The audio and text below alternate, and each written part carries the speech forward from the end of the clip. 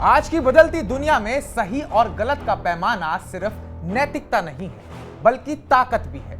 Israel और Iran के बीच हुई जंग ने इस बात को अब सच कर दिया है।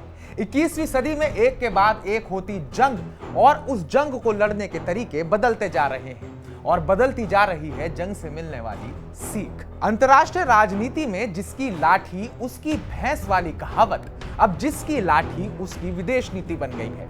हाल ही में ईरान और इजराइल के बीच हुए सैन्य टकराव ने इस सच्चाई को और भी साफ कर दिया है। यह विवाद सिर्फ दो देशों की लड़ाई नहीं था बल्कि पूरी दुनिया के लिए एक आईना था जिसमें हमने देखा कि 21वीं सदी की सच्चाई क्या है। जब ईरान इजराइल आपस में लड़ रहे थे तो उसका असर पूरी दुनिया पर साफ जाहिर था और उससे हमें कम से कम 5 बड़े सबक मिलते हैं।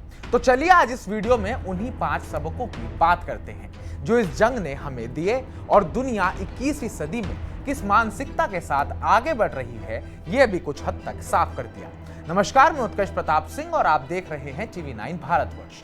ईरान इजराइल जंग से हमें सबसे पहला सबक मिलता है कि दुनिया में ताकत सबसे बड़ी सच्चाई है। जी हाँ, ईरान ने जब इजराइल पर मिसाइलें दागी, इजराइल ने तुरंत जवाबी हमला किया। दोनों तरफ तबाही के दृश्य थे, लेकिन क्या किसी देश ने बड़ी वैश्विक सजा दी? क्या कोई यूएन प्रस्ताव आया? नहीं, क्योंकि इजराइल के पीछे अमेरिका जैसा महाशक्तिशाली देश खड़ा है। उसका टेक्नोलॉजी सिस्टम इतना एडवांस है कि वो किसी भी मिसाइल को हवा में ही नष्ट कर देता है। इसका सीधा मतलब, अगर आपके पास ताकत है तो दुनिया आपको सुनती है, वरना आप कितना भी सही क्यों ना हो बस अनसुना कर दिया जाता है। यूएन, एनजीओ और अंतर्राष्ट्रीय संस्थाएं सिर्फ किताबों में असरदार हैं। जी हाँ, ये इस जंग का दूसरा बड़ा सबक था। हर बार जब कोई देश हमला करता है तो कुछ लोग कहते हैं हम यूएन में शिकायत करेंगे, ह्यूमन राइट्स वायलेशन हुआ है वगैरह वगैरह, लेकिन हकीकत में ये संस्थाएं सिर्फ कागज पर ही जिंदा लगती हैं। ईरान इजराइल संघर्ष में ना तो कोई बड़ी संस्था बीच में आई और ना ही कोई ठोस कार्रवाई हुई। ये दिखाता है कि अगर सामने वाला देश ताकतवर है तो दुनिया की ये संस्थाएं भी मूक दर्शक बन जाती हैं। अगला बड़ा सबक है, दुनिया में नियम नहीं, रुचि यानी कि इंटरेस्ट चलता है। आप कितना भी अंतर्राष्ट्रीय कानून बना लें, लेकिन जमीन पर सब कुछ हितों के हिसाब से चलता है। अगर किसी देश से किसी को व्यापार, सुरक्षा या राजनीतिक फायदा है तो उसके गलत को भी नजरअंदाज किया जाता है। मतलब ये कि मूल्य नहीं, मतलब चलता है। यही असली गवर्निंग लॉ है आज की विदेश नीति का। इसके बाद चौथा बड़ा सबक, टेक्नोलॉजी और नैरेटिव दोनों जरूरी है। आज की जंग सिर्फ मिसाइलों की नहीं, सोशल मीडिया और नैरेटिव की भी है।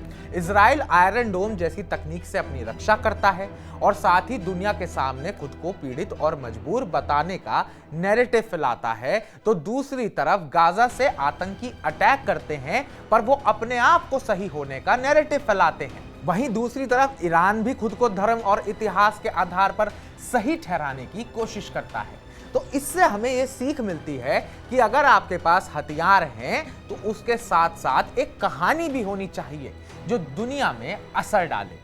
इसके बाद पांचवा बड़ा सबक मिलता है, सॉफ्ट पावर से नहीं, हार्ड पावर से डरती है दुनिया। भारत जैसी उभरती महाशक्ति के लिए सबसे बड़ा सबक है, हाँ, हमारी संस्कृति, योग, बॉलीवुड, गांधीवाद सब कुछ बहुत अहम है, लेकिन जब बात राष्ट्रीय सुरक्षा और अंतर्राष्ट्रीय सम्मान की आती है तो वहां सिर्फ सॉफ्ट पावर काम नहीं आती। जरूरत है ताकतवर सेना, अत्याधुनिक हथियारों और टेक्नोलॉजी की, जिस तरफ भारत ने अपने मजबूत कदम बढ़ा भी दिए।